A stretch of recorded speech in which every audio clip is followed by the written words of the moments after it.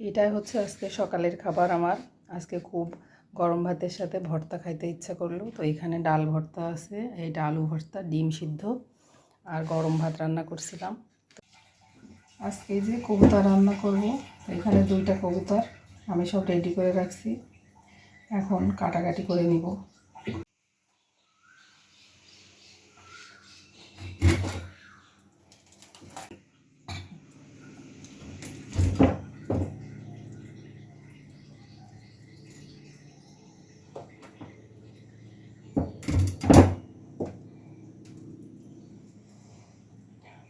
কবুতরের মাংস কে কে খান অবশ্যই বলবেন। জানি না, কবুতরের মাংস অনেকেই বলে অনেক উপকারী, আসলে কতটুকু আমি ঠিক জানি না। দুপুরে রান্না শুরু করে দিলাম। পেঁয়াজ, গোটা আস্ত গরম মশলা আর অন্যান্য মশলা, আদা রসুন বাটা দিয়ে মশলাগুলো কষিয়ে নিচ্ছি।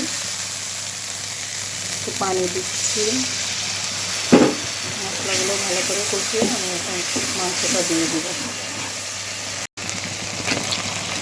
মাংসগুলো দিয়ে দিলাম, এখন এগুলোকে কষিয়ে তারপর রান্না করব। মাংসগুলো কষানো শেষ,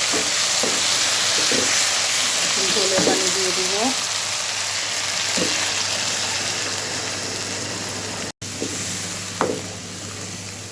ভাতও বসিয়ে দিলাম রাইস কুকারে। এই তো আজকে রান্না বান্না আর কিছু করব না।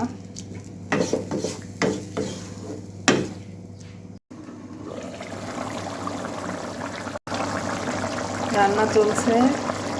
এখন আমি যে এখানে এগুলো হচ্ছে কাঁচা মিঠা আম, এই আমগুলো কাটবো।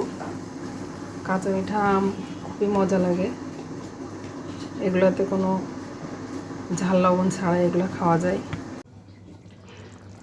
কবুতর রান্না শেষ, এখন আমি নামিয়ে নিব। যে রান্না শেষ, এটা তো একটু ঝোল ঝোল রান্না করতে হয়, তো সেজন্য আমি একটু ঝোল ঝোল করে রান্না করছি, একটু আলুও দিছি। সবজি ছিল না, তা রান্না করতে করতে এই যে আমার সবজি বাজার চলে আসলো। এখানে বেগুন আছে, পেঁয়াজ আছে, আর এখানে এই যে এটা হচ্ছে ঝিঙা, এটা হচ্ছে ঘাটকোল, এই যে ঝিঙা, এটা হচ্ছে লেবু, কাগজি লেবু, কাঁচামরিচ, আর এখানে হচ্ছে করলা, এই যে বেগুন, এখানে পেঁয়াজ, আর এখানে আছে আলু।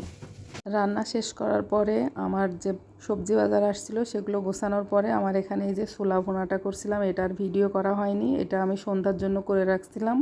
আর এখানে যে কাঁচা মিঠা আম, সেটা এই যে এখন খাচ্ছি। আজকের ভিডিওটা কেমন লাগলো অবশ্যই কমেন্টস করে জানাবেন, আর আপনারা ভালো থাকবেন। সন্ধ্যার নাস্তার জন্য এখানে আমি ছোলা ভুনা করছিলাম, আর এটা হচ্ছে বেগুনি, আর এখানে এই যে আলু দিয়ে একটা সাসলিক বা পটেটো টুইস্টার এটা করছিলাম। এটা সন্ধ্যার জন্য, সন্ধ্যার নাস্তায় আমরা এটা খাইছিলাম। তো